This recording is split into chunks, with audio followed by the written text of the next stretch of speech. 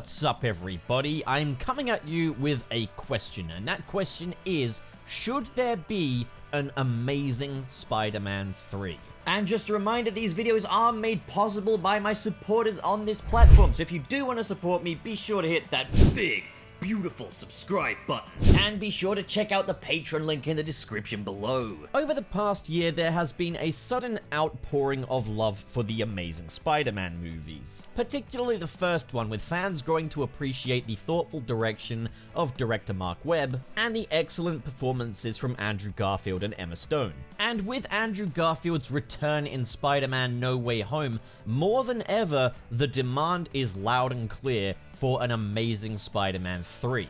With even people that hated the Amazing Spider-Man movies wanting to see more of Andrew Garfield's Spider-Man. So obviously, the question of the day is why now, and just what changed, you know? And I guess as a certified Amazing Spider-Man hater, I can give a little perspective on that. I really do find it funny how, like, on Twitter, people are still thinking that I absolutely despise the Amazing Spider-Man films. I don't. I really, really don't. They are my least favorite Spider-Man films, but guys, understand something's gotta come bottom, you know? And when it comes between the MCU trilogy, the Raimi trilogy, and Amazing Spider-Man 1, it all does just kind of boil down to preference. Just for the most part, anyway.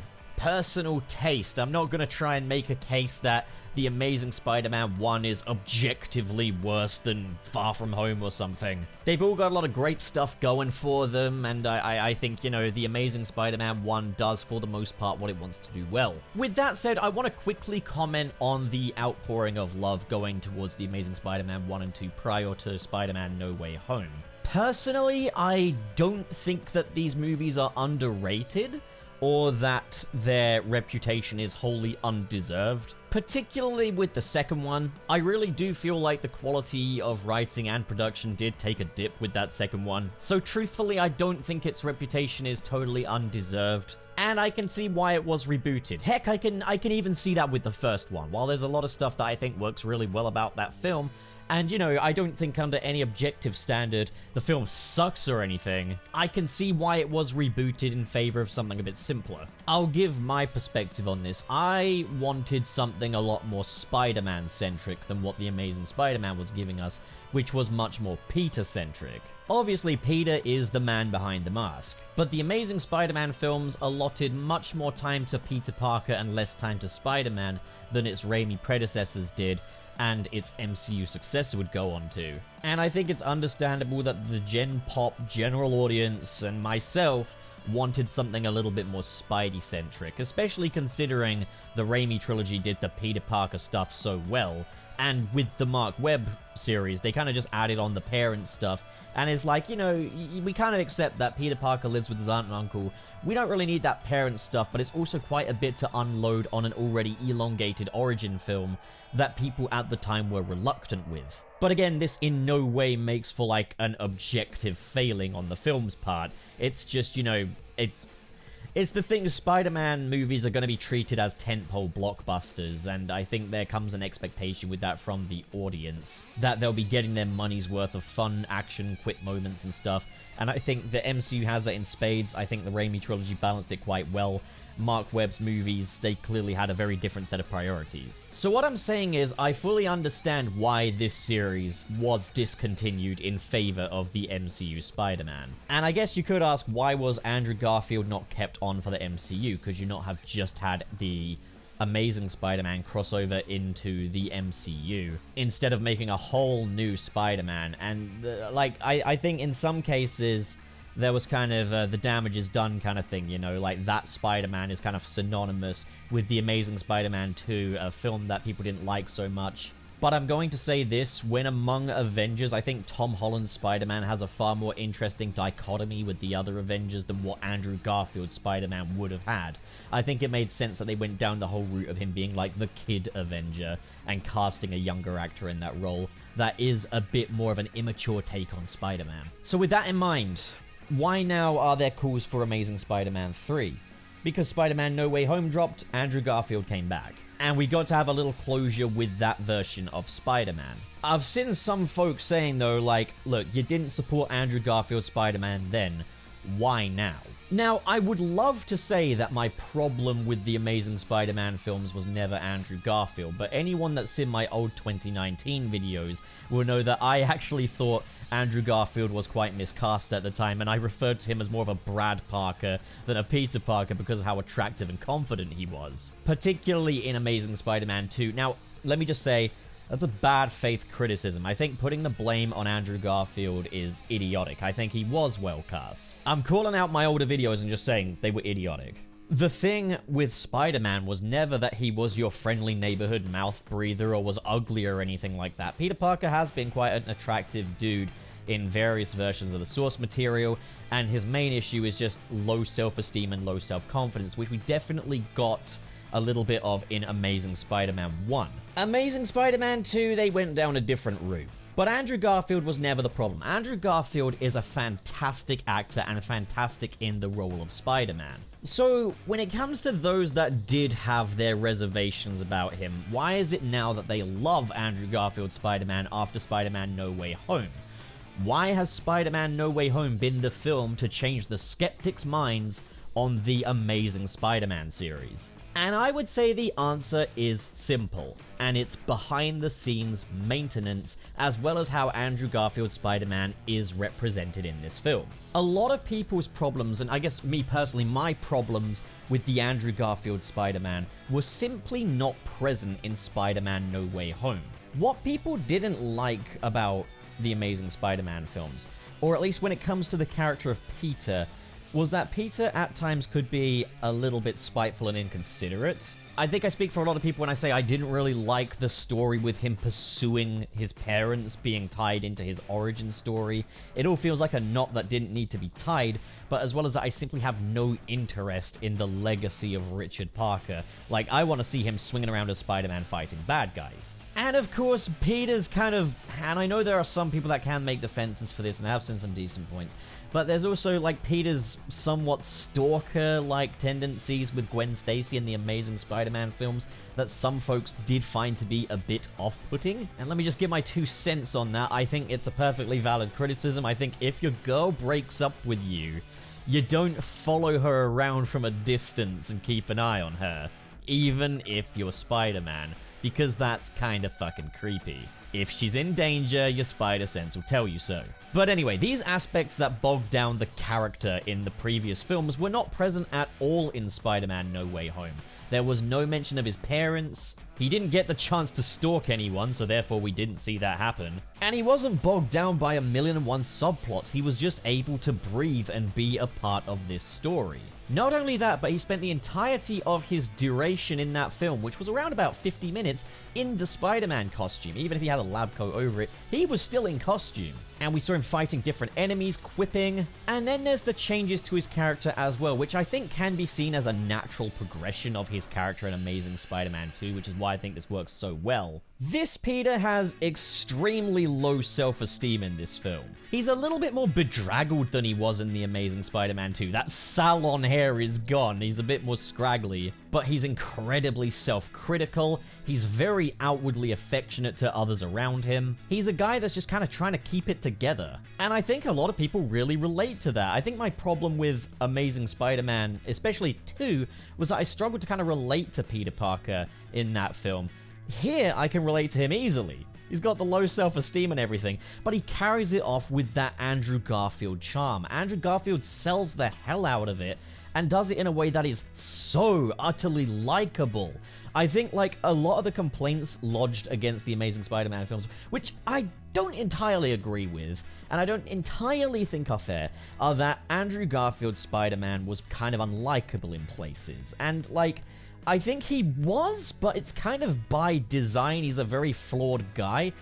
In Spider-Man No Way Home, he was endlessly likable. Like, it was just impossible not to love this guy. So I'm gonna be real. I think when people are calling for the Amazing Spider-Man 3, and I'm referring to the Gen Pop here, not just, you know, Amazing Spider-Man's niche fan base. And, like, you know, I don't want to play that down or anything. The Amazing Spider-Man films have gone on to receive kind of a cult classic status, and I think it's great that people are able to find so much to appreciate in these films that are otherwise kind of just written off.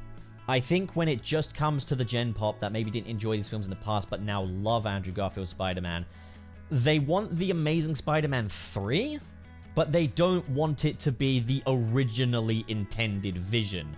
Like, personally, for starters, the Amazing Spider-Man 3's originally intended plot is an absolute clusterfuck. I've made a video on it, which has proven to be really popular, and I'm really pleased to see that people are really rushing to see what the Amazing Spider-Man might have been.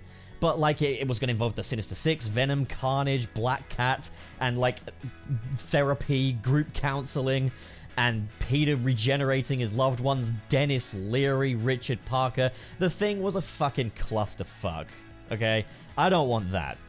When I say I want the Amazing Spider-Man 3, I don't want that. I'm going to be honest now, and this is going to be a pretty hot take, I think. And Amazing Spider-Man fans, forgive me, hear me out. I don't want Mark Webb directing Amazing Spider-Man 3. That's nothing against Mark Webb as a filmmaker. He is a phenomenal filmmaker. But he was making Peter Parker movies. And he's openly stated that. He was more focused on the character of Peter Parker and his relationships.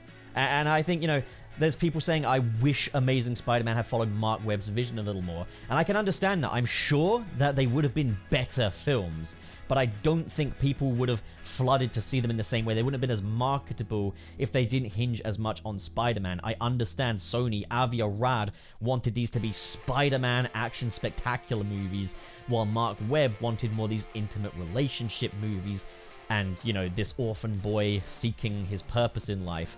And yeah, I'll fully say, I think, you know, Mark Webb's original vision, again, probably would have been a better quality movie, not marketable, and not what I would like to see from a Spider-Man movie, personally. Not only that, Andrew Garfield is at his absolute best when he's suited up and he's quipping and joking around. I think the main priority is that next chapter for Andrew Garfield Spider-Man needs to be a Spider-Man-centric chapter. But as well as that, I feel like it needs to really ground the Amazing Spider-Man series back to basics. So no more mentions of Peter's parentage or anything like that. Don't even mention it. Like, if it were up to me, I would love for them to retcon the whole Peter Parker blood being infused with the spiders thing, because I do personally feel like a lot of what makes Spider-Man work so well is the fact that this could have happened to absolutely anyone, but, like, I've seen some good defenses for it, but personally, I'd rather they not even acknowledge it. Don't even mention it. I think Oscorp really needs to be moved to the background. I feel like there needs to be a time jump. This Peter Parker needs to be a bit older so we don't have the whole Oscorp conspiracy thing. Just say it was wrapped up off screen. Have a completely self-contained story. Something entirely self-contained. Like, you could just watch this movie completely in isolation of itself. So in a way, it's not even The Amazing Spider-Man 3 as such. It's just a new beginning for The Amazing Spider-Man. With only just, it's only tied to the two previous Amazing Spider-Man films being that it is Andrew Garfield's Spider-Man a little further down the line, that some time has passed. Because I feel that if Sony were to bring back the Amazing Spider-Man universe and just treat it as business as usual, here's a continuation from the Amazing Spider-Man 2, it would just go the same direction it did before, diminishing box office returns, Spider-Man's reputation and public image being hurt, and just, you know, a mediocre movie. They need to bring things back to basics and allow this character to just breathe. So here are my 3 top picks for who I think could direct that Spider-Man film. Number 1, Matthew Vaughn. Number 2, Edgar Wright. And number 3, Brad Bird. This film needs to be as slick as Andrew Garfield's Spider-Man is when he's on his feet. One idea I had was that it could literally be a real-time Spidey mission. Literally 2 hours of Spider-Man on a rescue mission, saving some civilians, defeating a bad guy. What if they even treated it as like a one-shot where it looks like it's one long take? Just something really creative. And I think in terms of villains, you'd need to have one that hasn't been included in Sony's original Sinister Six plan. And I think a great choice would be Spot. you could kind of have the Amazing Spider-Man go up against maybe some lesser known villains. But we could have a film that is literally in real time Andrew Garfield Spider-Man chasing down Spot. And I guess the main things you would bring back is Andrew Garfield as Spider-Man, the Amazing Spider-Man 2 costume, obviously, because it's fantastic. Maybe get Hans Zimmer and the Magnificent Six to score it again, or maybe have a reprisal of the Amazing Spider-Man 1 theme, like what they did with Michael Giacchino. Like, there's definitely elements to bring back, but I think they need to keep it small and keep it focused. Bottom line, though, I think there is potential for Andrew Garfield in this role, and I would love to see him return. Do I think Amazing Spider-Man 3 is likely? No. I feel like we're gonna have to put a pin in that dream.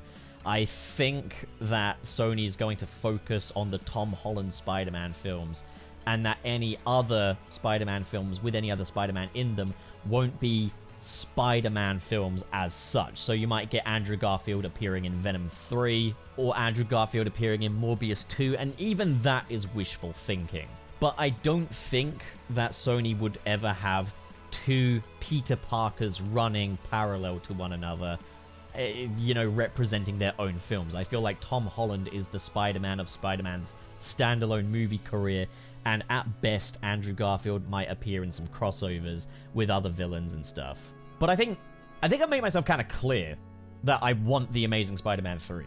Or just that I want Andrew Garfield to return as Spider-Man. I don't want it to be business as usual. I don't want it to be like Amazing Spider-Man 1 and 2. But I want to see more of the Spider-Man that we saw in Spider-Man No Way Home. Because when I saw him on the Statue of Liberty facing off against a 616-looking version of Jamie Foxx's Electro, I was like, man, this is the vision. This right here is like a pitch for the Amazing Spider-Man, new and improved. Less ultimate, more 616, and just room to breathe. So what do you guys think?